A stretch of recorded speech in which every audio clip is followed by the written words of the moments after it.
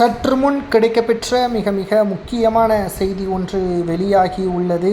திராவிட முன்னேற்றக் கழகத்தின் மிக மிக முக்கிய 40 எம்எல்ஏக்கள் அமலாக்கத்துறை அதிகாரிகளது லிஸ்டில் இடம்பெற்றுள்ளார்கள்.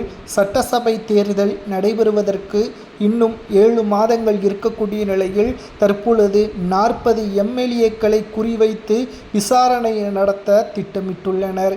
இந்த 7 மாதத்தில் ஒவ்வொரு தொகுதிகளிலும் சுமார் ஒவ்வொரு தொகுதிக்கு 150 கோடி ஒதுக்கீடு செய்யப்பட திட்டமிட்டிருப்பதாகவும், இது அங்குள்ள மக்களின் வளர்ச்சிக்காக கிடையாது, ஒவ்வொரு ஓட்டிற்கும் தலா 10,000 வரை செலுத்த திமுகவின் தலைமை முடிவெடுத்திருப்பதாக உளவுத்துறையிடம் இருந்து கிடைக்கப்பெற்ற இரகசிய தகவல், அதாவது மத்திய உளவுத்துறையிடம் இருந்து கிடைக்கப்பெற்ற இரகசிய தகவலின் அடிப்படையில் அமலாக்கத்துறை அதிகாரிகள் இந்த வேலைகளை ஈடுபட்டுள்ளது.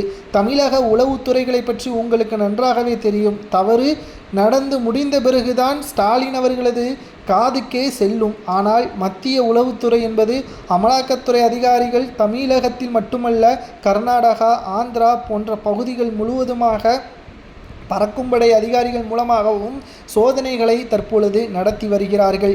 அதில் தமிழகத்தில் திமுகவை சார்ந்த 40 எம்எல்ஏக்களது பெயர் இடம்பெற்றிருப்பதாகவும், அவர்களை தனித்தனியாக கண்காணிப்பதற்கு குழு ஒன்றையும் நிர்ணயம் செய்திருப்பதாகவும், அவர்கள் ஏதேனும் ஒரு சிறு தவறுகள் செய்யும் பட்சத்தில் கூண்டோடு கைது செய்வார்கள். இதனால் திமுக கலக்கத்தில் இருப்பதாக தற்பொழுது நம்மால் பார்க்க முடிகிறது. 2026 சட்டசபை தேர்தலில் திமுக எப்படியும் வெற்றி அடைந்துவிட வேண்டும் என்ற முனைப்போடு இருக்கிறது. தமிழக மக்களும் திமுக வரவே கூடாது என்ற முடிவில்தான் இருக்கிறார்கள். அதற்கு காரணம் 515 வாக்குறுதிகளில் 360 நாங்கள் நிறைவேற்றிவிட்டோம் என்பதை ஸ்டாலின் அவர்கள் கூறுகிறார். அதை வெள்ளையறிக்கையாக வெளியிட முடியுமா?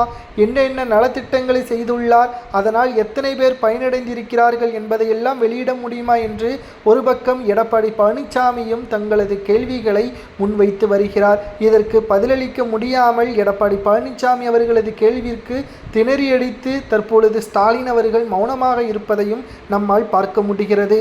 40 எம்எல்ஏக்களை சுற்றி வளைக்கும் அமலாக்கத்துறையின் முடிவு சரியா தவறா என்பதை கமெண்ட் வாயிலாக கூறுங்கள்.